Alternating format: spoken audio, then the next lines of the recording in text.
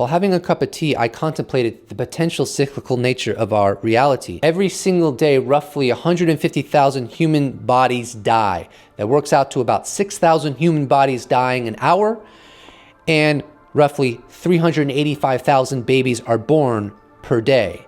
Now, if you look at the near-death experience literature, when people die, their spirit often goes through a tunnel.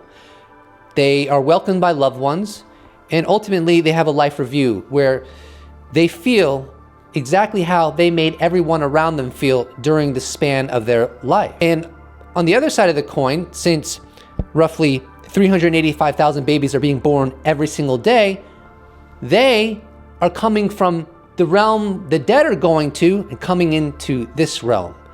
And so this is a profoundly cyclical situation, like the moon rising and then the sun rising, then the moon rising and then the sun rising. And then I started to think about anomalous experiences, which of course we could potentially put death and what happens prior to birth in coming into this world and universe as anomalous.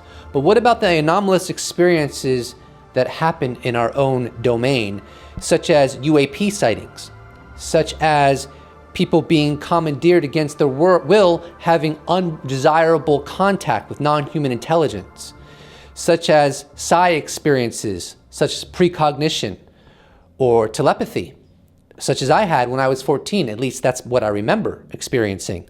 Now, these experiences are rare, but on a global scale, how often are they taking place per day? Hundreds of thousands, millions of times per day, and yet our institutions say none of this is real or exists.